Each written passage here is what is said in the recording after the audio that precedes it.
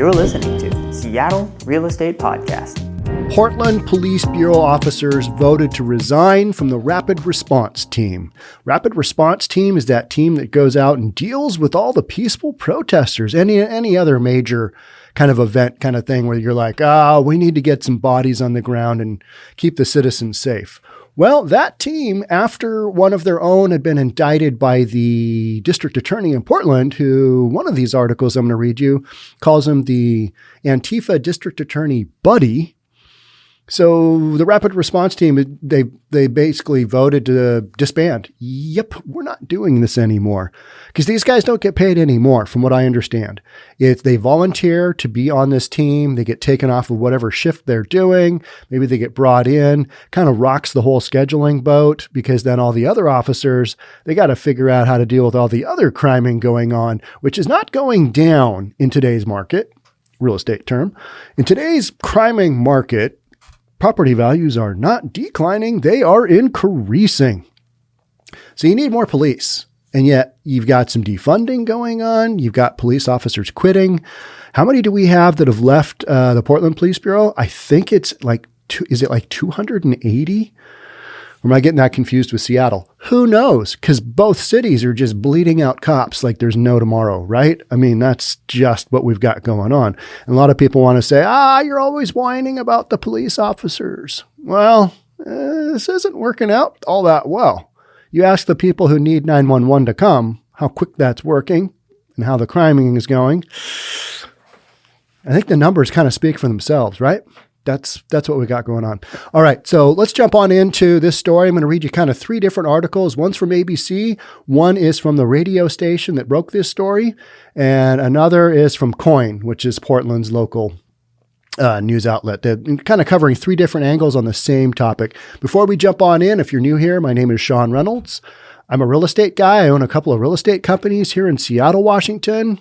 And I read the news. All right, let's jump on in. Love to have you subscribe, hit that notification bell if you haven't done so yet. Helps out the channel, helps out getting the message out there if you think the message is worth getting out. I do, but I'm the podcast host, so I'm kind of biased here. I'll share that bias with you. Portland police officer indicted on assault charge over alleged use of force at George Floyd protest. All right. The prosecutors alleged the officer's baton use was legally excessive. This stuff is so crazy. If you go to one of these protests, you will see some violent stuff. And what happens to those committing the violence? Only the very, very worst of their actions gets prosecuted. Portland's district attorney up until this point has basically 90% of all of the cases that have been brought to him have just been dismissed. Dismiss. That's not bad enough. We're just going to let you go. It's what the peaceful protesters want. They want all of their fellow peaceful protesters to just be let go. That was one of the demands of CHOP, right? It's one of the demands of all the protesting. Let all the protesters go. Portland's getting that. And now with the cities, basically most major cities are trying to get their workforce back into downtown because they need to revitalize that whole business pattern in downtown. Having a bunch of protests happen, that's not a good look. Businesses aren't like, I'd like to renew my lease because the protests, the boarded up stores, the vandalism, the higher crime rate, I want to be there. You know, there is a lot to be said for walking traffic in downtown areas, but we're right in that period of revitalization when this should be happening. And now you've got this, and you've got the Rapid Response Team basically saying, well, good luck on that next protest. We'll see how that works out. So it puts even more pressure, I think, on the police department to figure this out. I mean, I think they're kind of making their statement of, somebody else can figure this out. You guys don't want us? All right. We disband. Be curious to see how this goes. See what really happens here. So Portland Police Bureau officer Corey Budworth was indicted Tuesday with one count of fourth-degree assault, a misdemeanor stemming from the August 2020 incident, the Multnomah County District Attorney's Office said. I have watched the video on this. What happens in this video is tame compared to setting police bureaus on fire, blowing up cars. bashing in windows, looting stores. What this guy is indicted for it's a joke. It's seriously, it's a joke. I mean, you're in basically a riot at this point, right? I mean, you're in a riot, and the police have undoubtedly said you need to clear the area. It's been declared a riot, whatever they need to say in order to go through and do their thing. And this joker of a protester is, they're in the midst of it. And the cop did what he had to do. So this kind of stuff just drives me crazy, because if you're actually physically at one of these protests, you will understand, oh yeah, the cops are kind of barely hanging on here. And if they don't do what they need to do to keep the rest of the citizens safe, then you've got basically a free-for-all, which is what Portland has been. Portland was for how many nights in a row?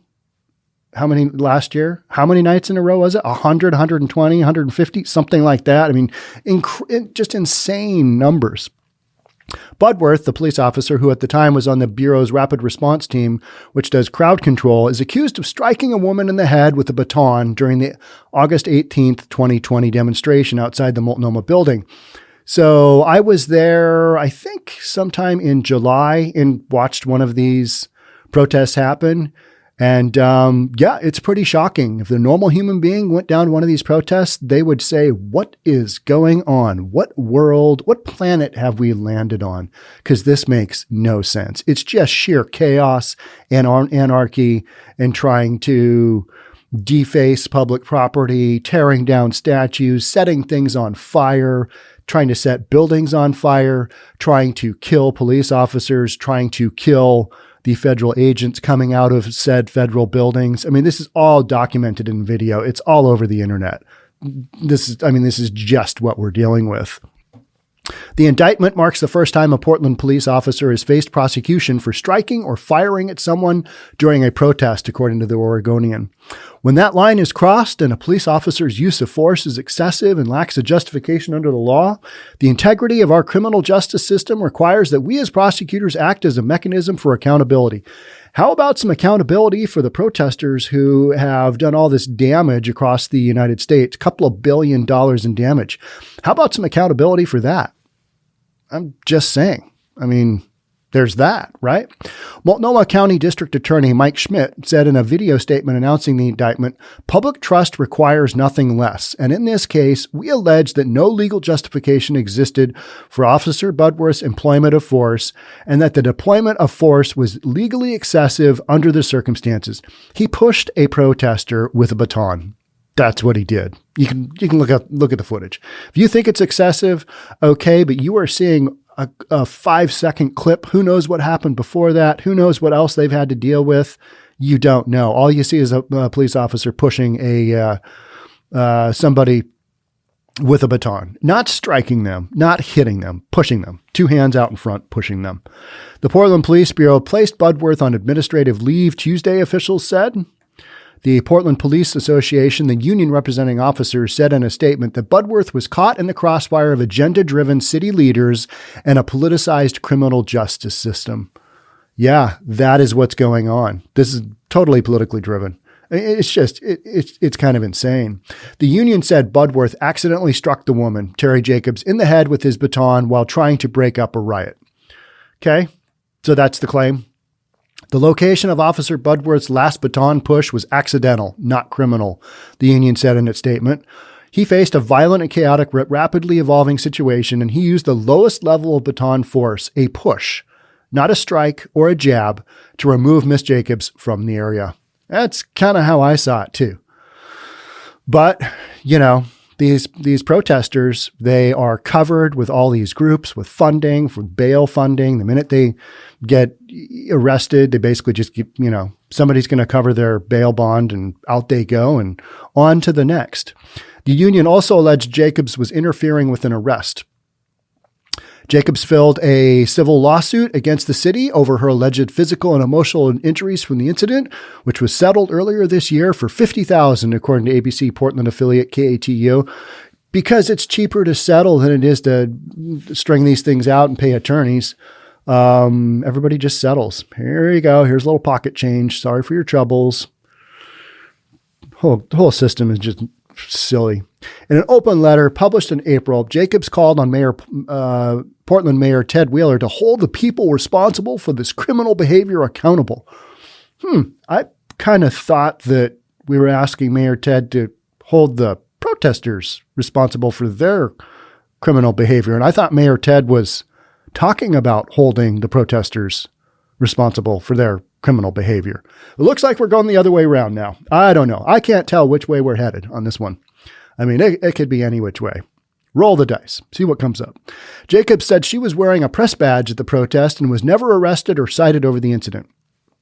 And by press badge, she means a piece of paper with crayon written on black crayon, press. You see a lot of this at the protests. People that are clearly not members of the press. Members of the press, that's a different story.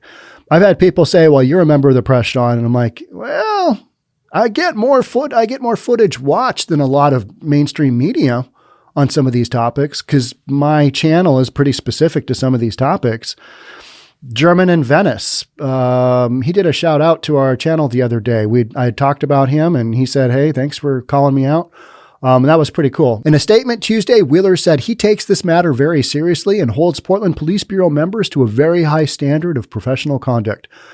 Okay, but they have been put through the ringer and here we are and we're prosecuting somebody for a protest that happened last summer. I mean, this just reeks of politics, doesn't it? Though he did not comment further on the indictment as he is the final decision maker in police disciplinary matters. Yeah, Mayor Ted, he kind of runs the police force as well. Crazy. Portland Police Chief Chuck Lovell also did not provide additional details on the case due to his role in the internal investigation. These guys are caught in between. They're supposed to hold everybody accountable, and yet you've got these knuckleheads. They're like, they hit me. It doesn't make any sense. Portland Police Bureau has worked hard over the years to revamp our policies and training, and we continue to look for additional ways to maintain our community's trust. He said in a statement Tuesday, I ask for the community's patience as we follow the guidelines of the established internal accountability process. I say all Portland police officers resign. Let's see how that works out. I mean, if you want to abolish the police, let's abolish the police. Let's go down that road. Let's give it a whirl. And by we, I mean the citizens of Seattle. I want to look down south and just kind of see how it works out in Portland. How's that going to go? Because that's what you wanted. You wanted to abolish the police, and that's kind of where you're headed with charging cops with basically doing their job. So let's just see how that works out. But it's funny is the mayors of these cities are like, oh yeah, we don't really want to defund the police by 50%. No. Ted Wheeler, he's been right there. Jenny Durkin here in Seattle, right there. Oh, that's not a good call. Let's give it a 10% haircut on the police budget, not 50, because they know what would happen and it would be on their watch. So here we are. During near nightly social justice protests in Portland last year, sparked by the police killing of George Floyd in Minneapolis, Portland police used force more than 6,000 times between May 29th and November 15th, according to the Department of Justice report. One indictment won't fix policing. The legal system may hold Budworth responsible for unlawful conduct and punish him, but it won't bring about the wholesale change we need. The Oregon Justice Resource Center, which Representative Jacobs said in a statement Tuesday, Portland's elected leaders and Portland Police Bureau leadership are responsible for making change and should be accountable. Okay, I agree they should, but what we're doing here doesn't really have anything to do with accountability. It has to do with a cop basically doing his job and then being indicted for doing his job. He's part of the rapid response team. This is what they do for a living. This is what cops on that team do. So if you want to watch the video, and if you disagree with me, let's see the whole 15 minutes of what happened prior to that. And then take a look at that 5-second clip and go, yeah, okay. Yeah. Excessive force. I mean, they'd basically come right out and said it was legal excessive force, whatever that is. I'm sure there's some technical term there. As a real estate guy, I don't understand, but Yeah, this whole thing is it's crazy. Lars Larson, this is from the radio station, FM 101 KXL. Portland's rapid response team takes action in response to Antifa's district attorney buddy. I love that headline. The shiny new district attorney for Multnomah County came into office with an agenda: forgive the crimes of those who riot and somehow indict a cop. Mike Schmidt achieved his dream this week by charging a member of the police rapid response team. Corey Budworth faced a mob of angry armed rioters last August 18th that used Molotov cocktails to set the headquarters of the sheriff's office on fire. During this scrum, a woman was accidentally hit in the head. Actually, she was pushed. It was more of a push. Wasn't even, when you're talking about a baton to the head, you think of a single arm strike. It wasn't that. This guy had it out in front of him and he was pushing her, basically getting her out of the way. Members of the team met last night and sources tell me they voted unanimously to quit. I've asked for comment from Police Chief Chuck Lavelle and feckless Ted Wheeler and social justice warrior Schmidt. Crickets so far. Politics and wokeness drives the indictment of Corey Budworth. His own training officer confirms he broke no law or training or department policy. Okay. So we're going to indict him anyway. We need to indict at least one of these guys. We need to feed this guy to the mob. That's what you got going on here. The mob in the streets demanded defund the police. Millions got cut. That happened.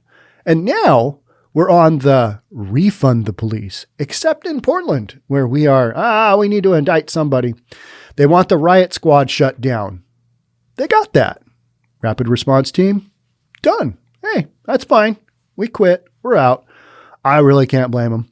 280 officers have fled the department, and only about half that number have been replaced. So we keep reading about that. And there's going to get to this point where things get so bad, and the public is going to actually go, oh, hey, this isn't good, because the response to my 911 call, this isn't working out. Shocking, right? And then there will be some call to action. We need more police. Well, you remember that whole defund the police thing, the abolish the police thing? You were indicting officers basically for doing their job. Remember that whole thing? This is how that ended up. Here's how we got here. Oh, okay. Policing is down, and policing, can't even read. Policing is down and violent crime is skyrocketing. This year, we may see 50% more homicides than the record year of 1987, the year I graduated from high school. We see 50% more homicides than the record year of 1987 when a gang war over drugs was going on. That was crazy. I mean, that was just, we'd read about this in some pretty major cities. I was reading the news back then, but I didn't get paid for it because I was in high school and we didn't have the interweb nor YouTube. That was not to come for, 18 years later, I think. Police officers volunteer for the tough work, talking about the rapid response team, the extra training, the extra hours, and now the abuse of membership on the rapid response team. Where will we find men and women in blue willing to sign up for that now? I don't think you're going to. The only ones you're going to find signing up for that are going to be some real rookies. Just looking to make a reputation, make a name, and they're like, why not? Let's give this a run. Because the old experienced ones, they're like, F no, we're not doing that. That's the way I see it anyway. And the comments I've had sent to me from folks in the Portland Police Bureau who are either current or retired. Got a lot of guys sending me stuff that are retired, like, whew, glad I got out of that mess. Can't really blame them. Portland Police Bureau officers voted to resign from rapid response team. This is from Coin. Officers with Portland Police Bureau rapid response team, which was at the forefront of policing protests, voted to resign from the unit en masse on Wednesday night, last night. The mayor's office confirmed to Coin 6 News. The mass resignation comes on the heels of an indictment of one of the officers in the unit on Tuesday. Officer Corey Budworth was indicted on the count of fourth-degree assault by a grand jury for allegedly using a baton on a freelance photojournalist who wrote press in crayon on a tag and put it on themselves. That's all you got, the credentials you got to have for a freelance photojournalist. I don't know if that's the case with this photojournalist, but that's what I see all the time. Press. Really? Are you really press? Nah, you're just running around taking pictures in the war zone. And if you get caught in the crossfire in a war zone, you know whose responsibility that is? That's yours. You don't ask to have cops indicted for that. You're in the middle of a riot. What do you expect happens? Crazy. This was a riot on August 18th, 2020. Meanwhile, Detective Eric Kammerer's use of force is currently under review by the Oregon Department of Justice. In an interview with Coin 6 News on Wednesday, Daryl Turner, the Police Association's executive director, called the indictment of Budworth 100% politically charged and expressed his frustration over the number of cases connected to riots from last summer that Multnomah County District Attorney Mike Schmidt dismissed or declined to prosecute, along with issues with Portland City Hall. It's like 90%, 9 out of 10. Dismissed. I mean, you get the picture. Just anything is just basically dismissed. I know we're not going to get support from City Hall. I know we're not going to get support from the DA's office, but we surely need to get the support of our command structure, he said. During these protests, our hands were tied to what we could do. For using CS gas, we wouldn't have to worry about the hands-on approach or less lethal impact munitions. But of course, that was taken away from us, and the city did not fight it. We're basically taking away all the police officers' tools. What are they going to use to handle crowd control? What are they going to use? Well, here's a cop holding a baton out, pushing somebody out of the way that shouldn't have been there. That to me is kind of like, this has become ludicrous. This has become ludicrous. That's the way I see it. But then again, I'm a real estate guy and I like to see law and order. Maybe down in Portland, you're okay with just some craziness going on. I thought they were over that though. I thought the mayor was going down the road of we need to, handle these protesters in such a way that this doesn't get out of control anymore and they don't break the windows and they don't do all that crazy stuff. But here we are causing something to happen where you've basically got all the police officers responsible for crowd control quitting. That sounds like progress to me, doesn't it to you? I mean, less officers on the street? No crowd control? What could possibly go wrong? I mean, seriously, what could go wrong? I don't know. A lot. Any which way this goes down, I'll be covering it for you right here in the Seattle Real Estate Podcast. This stuff has got to turn back around at some point in time. In Portland, I don't know when that is because Portland has become crazy town. Let me know in the comments what you guys think. Do you guys think this is ridiculous? Or do you guys think, he shouldn't have pushed that gal with the baton. She had it. She didn't have it coming. She was just, in the mix of a riot and she was trying to save somebody from being arrested for doing who knows what action. And a police officer pushed her out of the way with a baton.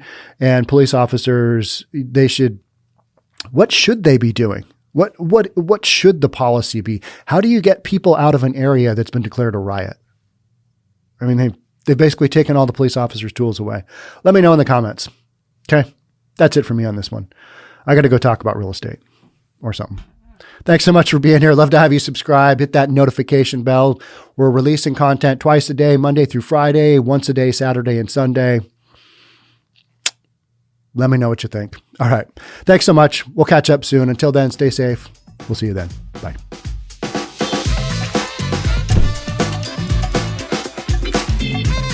Don't forget to subscribe to our channel and hit the notification bell so you'll know when our next video is out.